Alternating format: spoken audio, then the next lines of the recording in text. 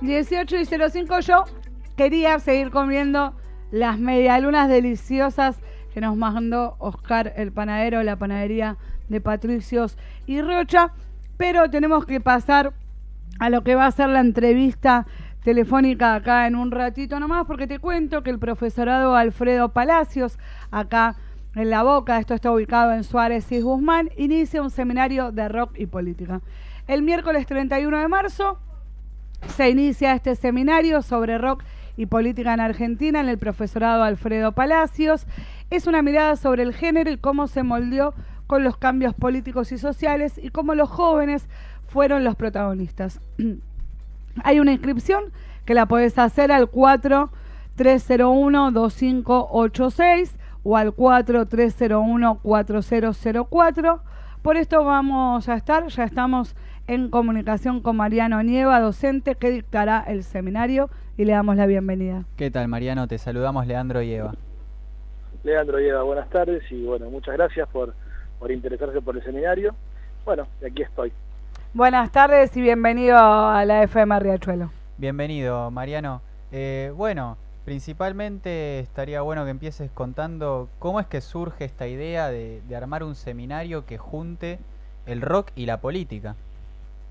Bueno, mirá, yo la verdad que son mis dos grandes pasiones que también las fui descubriendo y desarrollando con los años. Yo, por supuesto, y naturalmente, fui primero que nada público de rock, desde muy jovencito que voy a ver bandas, que me encantó, digamos, pertenecer a ese movimiento de alguna manera, pertenecer a esas tribus, de alguna urbanas, de alguna forma. Con los años, bueno, nada, apareció mi inquietud por el periodismo, por la historia, y después esto se dio porque dos compañeros que son alumnos, Felipe y Pato, me propusieron también hacer esto porque habíamos hecho unos encuentros los años anteriores sobre algunos trabajos que yo también como alumno en ese momento estaba exponiendo, haciendo todo este tipo de cosas, de maridaje entre el rock y la historia, como te decía recién. Y bueno, gustó mucho, la verdad que a los profesores les gustaba mucho, a los alumnos también les inquietaba y les pareció interesante. Y bueno, me propusieron esta vez como parte de la cursada, de la currícula del profesorado de historia, bueno, abordar con un seminario la historia del rock y la política, porque tienen mucho que ver uno con la otra, ¿no? Porque aunque parezca mentira, no es solamente, como digo siempre, el rock un género musical, que también es una cultura que tiene que ver también mucho con los avatares sociales, políticos e históricos no solo de un país, sino también de la región y del planeta, te diría, ¿no? Sí, totalmente. Y la pregunta que te quería hacer es ¿hasta cuándo abarcás en lo histórico lo que es esta relación entre el rock y la política? Y de paso preguntarte, ¿cómo encontrás actualmente esa relación?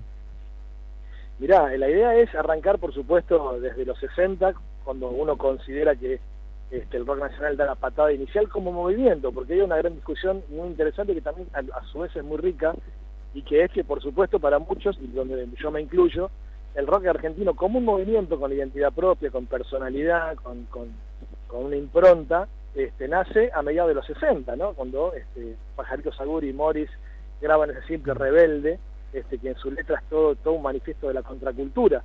Rebelde me llama la gente, rebelde es mi corazón, soy libre y quieren hacernos esclavos de una tradición, ¿no?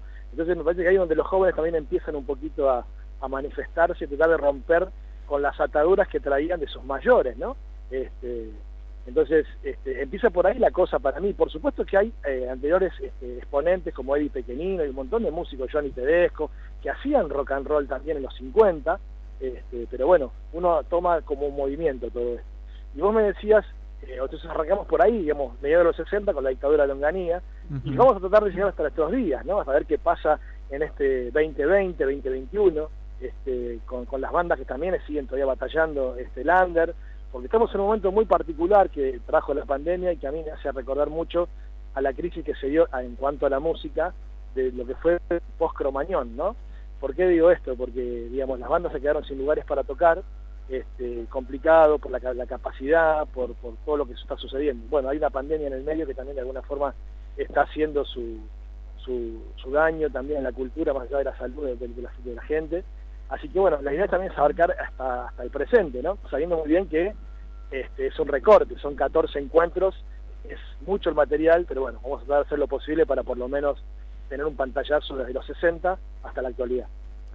Sí, hoy justo hablábamos de rock en el programa de la mañana y Ujú. bueno, una de las cosas que surge es que actualmente ya la industria musical tomó mucha fuerza y fue además descartando al rock, Claro. digamos, de su Ujú, agenda en lo que le conviene vender. ujú.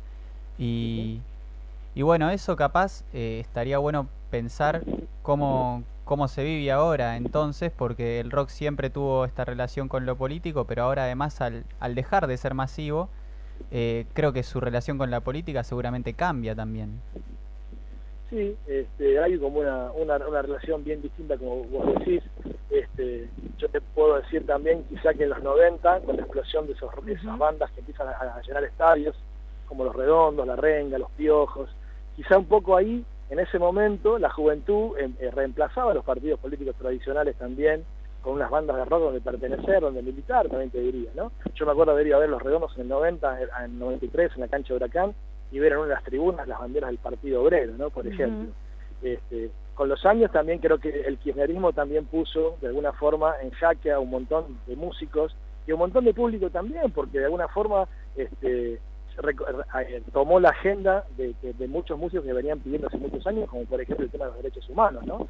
Por eso también, por ejemplo, hubo muchos artistas importantes como León Gieco, Indio Solari, Fito Páez, que empezaron a apoyar de alguna forma al kirchnerismo, ¿no? Como un hecho también político, y hablando de música y política simplemente y nada más que de eso, ¿no? Entonces digo, hoy por hoy es interesante también pensar dónde está apuntando los cañones el rock en cuanto a encontrar el enemigo para tratar de disputarle sentido, por decir así, ¿no?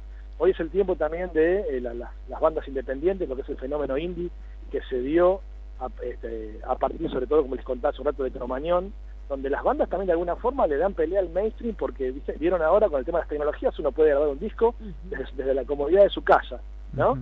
Y mostrarlo sin intermediario, gambeteando un poco ese mainstream al público que se quiere llegar.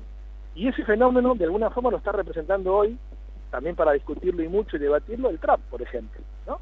Entonces, cómo las redes sociales hoy acercan a esos artistas al piberío de alguna forma que lo sigue, y que también nos deberíamos interpelar e interpelarnos nosotros como rockeros y como gente de otra generación. Pero es muy interesante la pregunta que haces, porque bueno, siempre la política trata a veces de llevarlos para su molino, y a veces también de enfrentarlos abiertamente. Digo, y con esto cierro. Yo recuerdo cuando fue, por ejemplo, el gobierno de María Eugenia Vidal en la provincia de Buenos Aires, por ejemplo, bandas como La Renga no podían tocar en el Estadio Único de La Plata cuando tocaba todo el mundo. O uno se preguntaba por qué, y tal vez una respuesta sería porque tal vez apoyaron la ley de medios, por ejemplo, ¿no? Ujú. Uno podría pensar. Y La Renga terminó tocando en el Festival por la Democracia, recuerdo, y un día yo tuve la suerte de preguntarle al Chizo en una charla telefónica cómo tomaron la decisión de participar de un festival que de alguna manera estaba promovido por el gobierno de aquel entonces de Cristina Kirchner, porque tampoco podían tocar en Capital Federal, recién lo hicieron en el 2017 en la cancha de Huracán, en una serie de conciertos, y Chizo me dijo, quizás tomamos la decisión, primero porque nos invitaron para festejar la democracia, cosa que no es menor, y segundo porque era la única manera que teníamos para encontrarnos con nuestro público en la ciudad de Buenos Aires, porque no podemos tocar, ¿no? Otra respuesta quizá también que tiene que ver con el vínculo entre el rock y la política. Sí, además qué ejemplo contundente el de La Renga, que es una banda que habiendo logrado llenar dos River, habiendo logrado llenar varios Huracán, continuó Uh -huh. siendo una banda de barrio, ¿no? Y no nunca abandonó Exactamente. esa Uh -huh. identidad. Eso creo Sí, que sí, también sí. habrá influido en las decisiones Sí. del gobierno de turno.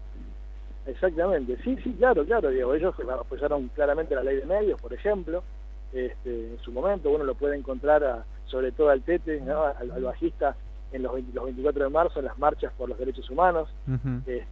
Digo, son músicos que toman posición. Cuando el caso de Santiago Maldonado también fue algo muy interesante también, por ejemplo, porque hubo escritos del Indio Solari, hubo palabras del Chizo también de La Renga en aquel momento, Ricardo Mollo también en el escenario de Luna Park.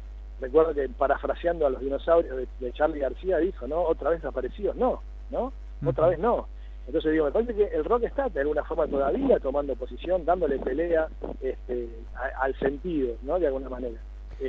Por supuesto que quizá los enemigos, por decirlo así, hoy no están tanto en el Estado, tal vez quizá, digo yo, pero bueno, están en otra parte, están en Monsanto, tal vez están en el desmonte, están en los agrotóxicos, Bueno, y el rock creo que está ahí todavía y está broquelado y de alguna manera dando pelea.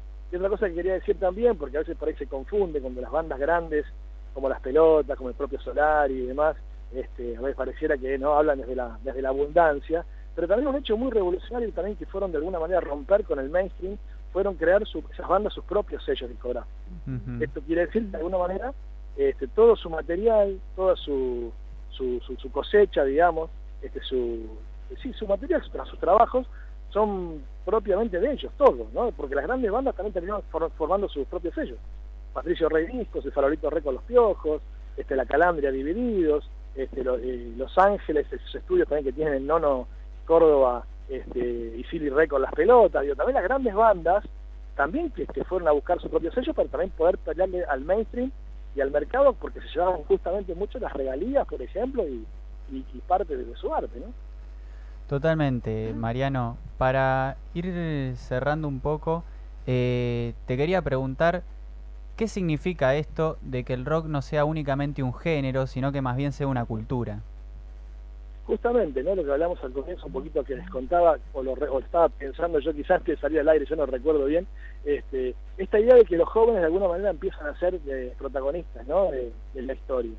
¿Y por qué? Porque de alguna forma los jóvenes, sobre todo en Estados Unidos, cuando nace todo esto, se cansan de ser la carne de cañón de las guerras. Por ejemplo, Estados Unidos venía de ganar la Segunda Guerra Mundial, de ser el país vencedor, en un estado de bienestar donde el dinero alcanzaba para todo el mundo, y un montón de jóvenes que tenían diversión, tenían dinero en el bolsillo, pero que no estaban contentos con lo que estaban proponiendo el futuro para ellos, ¿no? Esto es de volver y pensar que otra vez podían ir al frente de batalla a morir por millares. Entonces los jóvenes empiezan a movilizarse con eso, aparece la música y la toman como de alguna forma una bandera, para de alguna manera llevar adelante sus reclamos y sus negaciones, ¿no? Entonces empieza a generarse una cultura, como decía recién, una contracultura, una subcultura. Cuando uno habla de contracultura, habla justamente de una cultura que está opuesta a otra, que es la cultura oficial, la cultura dominante, ¿no? Creo que los jóvenes de alguna manera empiezan a entenderlo así, por eso también yo decía que tenía sus propios códigos, también tenía su propia forma de vestir, su propia impronta, su propia personalidad, su propio lenguaje, ¿no? Por eso hablamos de cultura y de contracultura en este caso, porque hay un montón de gente, sobre todo joven, que quiere dejar su marca en el mundo y que de alguna manera toma el rock and roll como una bandera de esas reivindicaciones, ¿no?